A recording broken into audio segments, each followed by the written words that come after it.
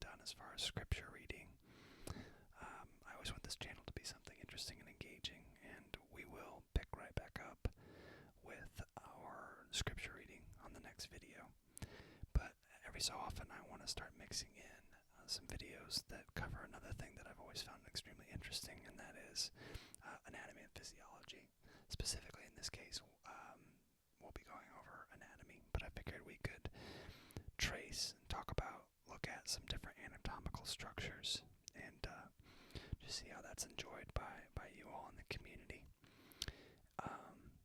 As you can see here, I've got an Atlas of Anatomy, the 3rd edition, of course.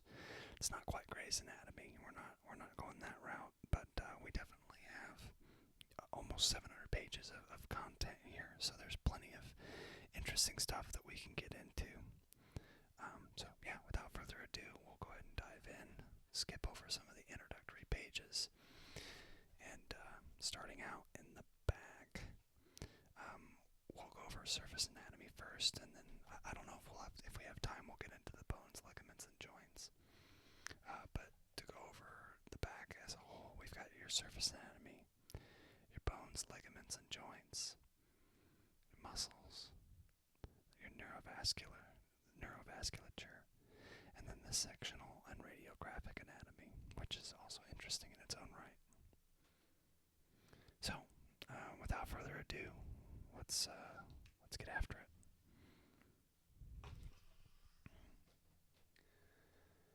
So, starting out with your surface anatomy up here in figure 1.1, it says palpable structures of the back. Palpable meaning palpation, meaning something that you can touch, that you can manipulate, that you can feel.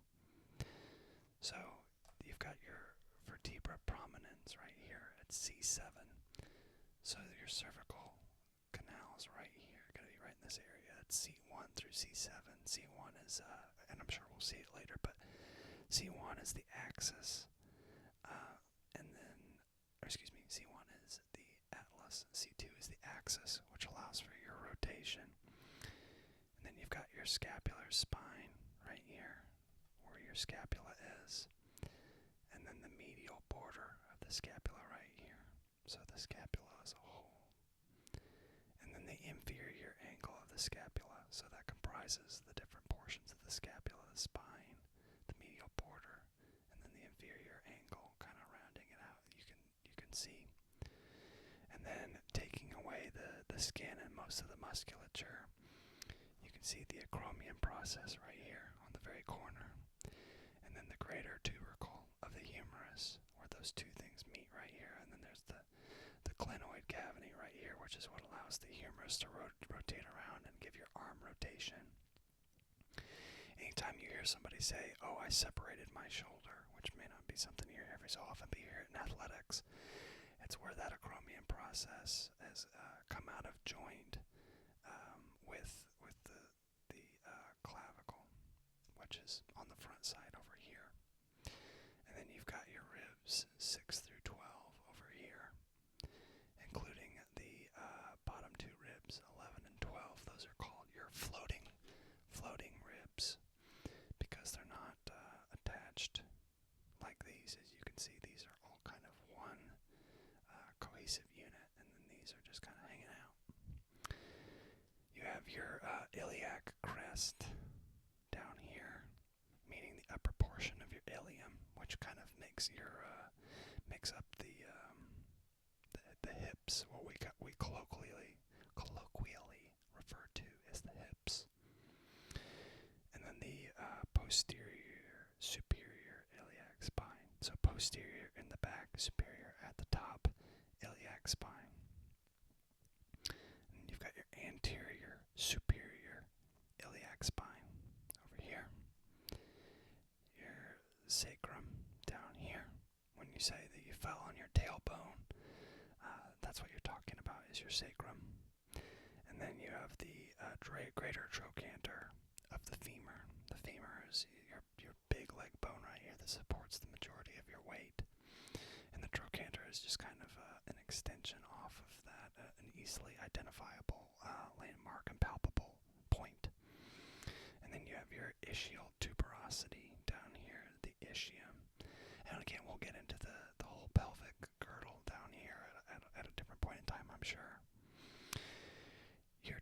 easiest is this muscle set right here. If you know anybody who's into bodybuilding or really built, they're traps. That's what they're talking about. And then your deltoids, or kind of a shoulder cap, if you will, over here. You have your teres major right here. And again, we're going to get into the musculature, so that'll be something that we can pick apart in greater detail here shortly. And then another pretty commonly identified muscle group over here is the triceps brachii. Ceps comes from cephalo, which means head, and tri, of course, is three. So triceps, put it together, 3 heads. That's why it's called the triceps. It's got 3 different heads coming off of it. Your latissimus dorsi, your lats, as that's commonly referred to. Your external oblique down here. Your gluteus medius and your gluteus maximus. And you have your thoracolumbar fascia. Fascia is just kind of like a netting that allows attachment between skin and muscle and just provides some overall strength and stability to your body as a whole. And then over here is your teres minor. More often than not, if you hear a major, you're going to have a minor. Alright, go ahead and get over here to figure 1.2. Regions of the back and buttocks. The posterior view, meaning we're viewing from the back. Seems pretty evident, but there will be other times whenever terminology like posterior, anterior will be used, and you may not know exactly what you're looking at, so it's designed to orient you, so you know exactly where you are. So, you've got your vertebral region here, your suprascapular region, so superficial. Supra is kind of a way you can think of it, above. Your deltoid region over here, scapular region. We've got these nice red lines creating the definition of regions. Your lateral pectoral region here, your lumbar triangle, your gluteal region, your sacral region, and your anal region.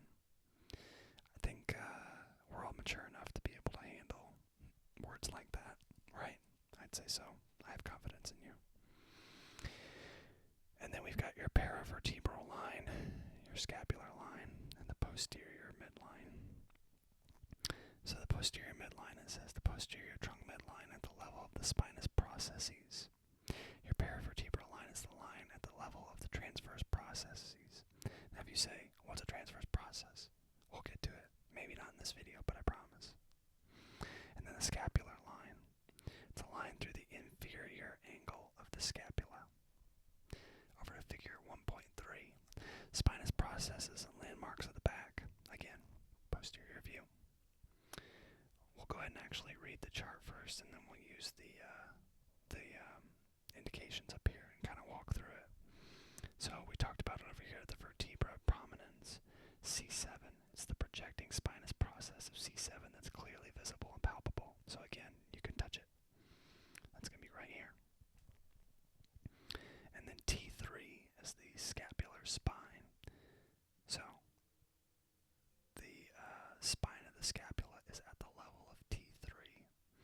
And we'll get into this, but you have your cervical spine, your thoracic spine. So when it's referring to T or S or L, so cervical, thoracic, lumbar, and sacral.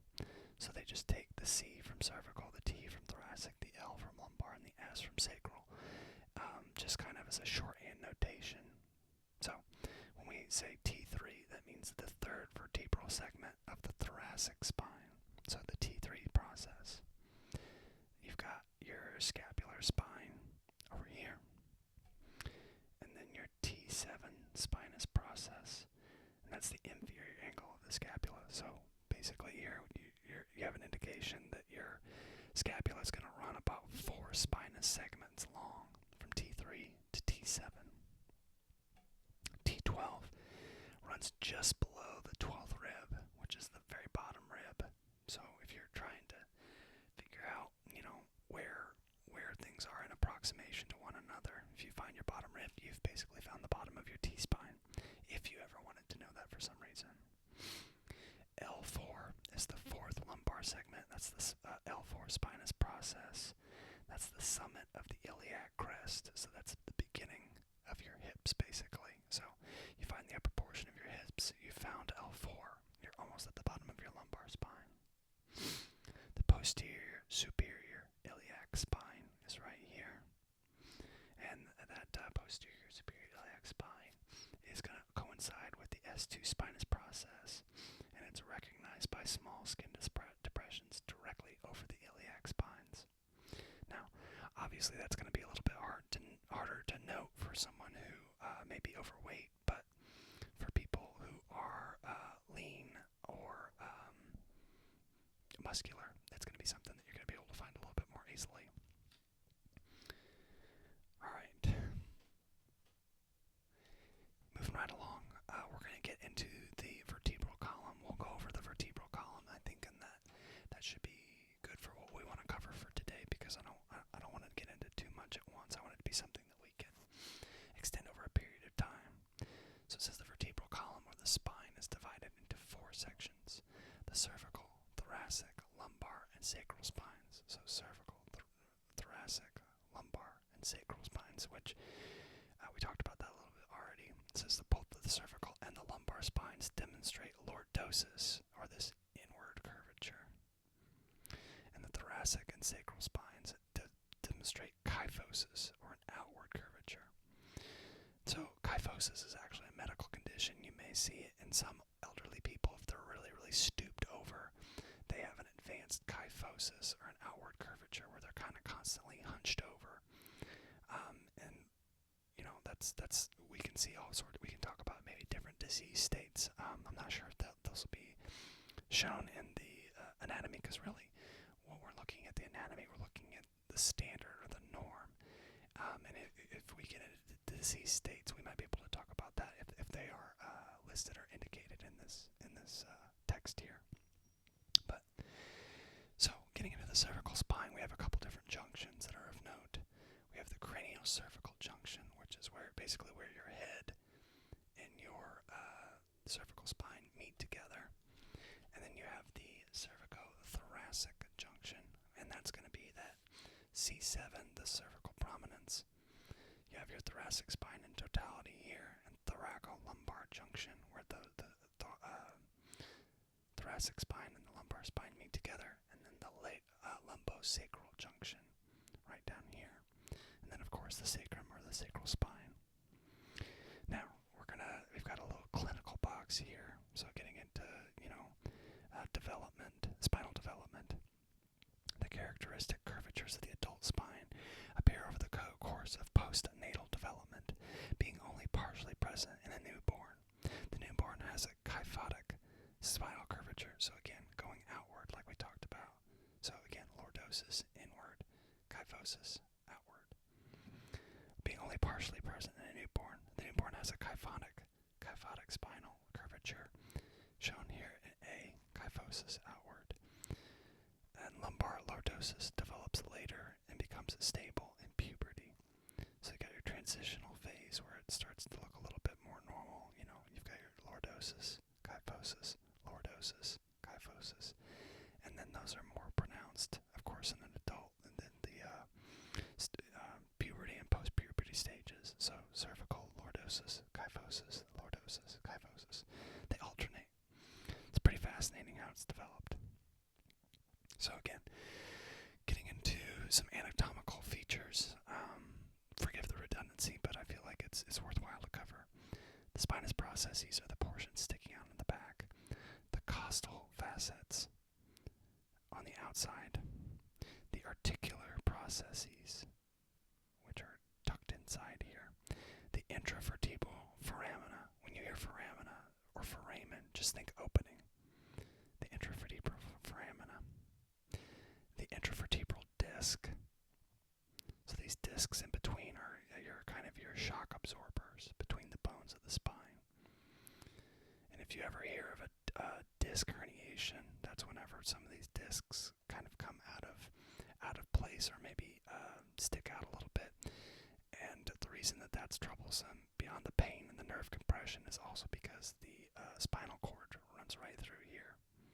So that's all of this is designed to protect the spinal cord, which is the basis for all the nerve roots that run out from there and allow us to move and to function, both for sensory and also for physical movement. And then the sacral promontory here, and the coccyx. The coccyx we hadn't talked about yet. That's just this very, very bottom segment. So I guess really going back to an earlier point, if you say that you fall on your tailbone, it could be either the sacrum or the coccyx. Figure 2.2 here, the normal anatomical position of the spine. We have a left lateral view.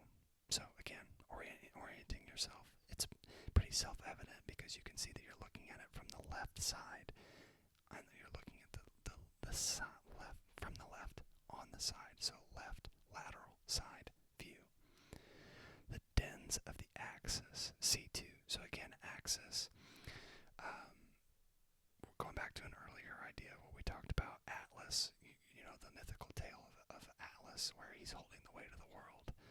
The Atlas vertebra C1 holds up the head, and then the axis allows for the rotation of the head. And then also in the region of relevance is the external auditory canal, right here. The line of gravity, which I think is an interesting addition, and then inflection points. We'll read a little bit about it here. The line of gravity. The line of gravity passes through certain anatomical landmarks, including the inflection points at the cervical-thoracic and the thoracolumbar junctions. It continues through the center of gravity, anterior to the sacral promontory, here, before passing through the hip joint, knee, and ankle. So your whole body center of gravity comes basically to the sacral promontory and runs right through here. So if you have a bad sense of balance, then something may be wonky with with your leg length, or it could also be with your vestibulocochlear system, which is located in here. But that's a different portion for a different time. So let's not get ahead of ourselves, right? And then we have a mid-sagittal section through the adult male. So sagittal is kind of this cross-sectional view, and it's midway through the body, so mid-section, mid-cross-section. You have your tongue right here, the dens of the axis right here, your larynx is right here, and the spinous process of the vertebral prominence, C7. The trachea is right here, the ascending aorta right here, the heart, got the esophagus, which is fascinating that it runs this far on the front of your body, right? I think that's fascinating. The diaphragm here, which allows you to take a nice deep breath. Your liver, the stomach, the abdominal aorta, your bladder, the rectum, and again, just orienting yourself, the coccyx, and this, all the things we already covered, the sacral promontory. I think this is fascinating, the cauda equina. So cauda equina translates to horse's tail, and it's the very base of your spinal cord, and at the base there it splits off, and it does look legitimately like a horse's tail, where all these nerve roots shoot out, and it takes care of all the function of the sensory and functional portions of leg movement. The conus medullaris, again, conus, it's included. It's where it begins to come into a conical shape before splitting off into the cauda equina. Your spinal processes, your intervertebral discs, all things already covered. But as I indicated over here on this chart, here's your spinal cord running through those the space included here. And then, of course, the dens in the axis. I think the way that we have been designed is so incredible and so cool, and just the incredible amount of detail is something that I never cease to be fascinated by it. So I appreciate you all joining me on this first installment of Anatomy Review. Looks like next time we will be picking up with the vertebral column and its elements.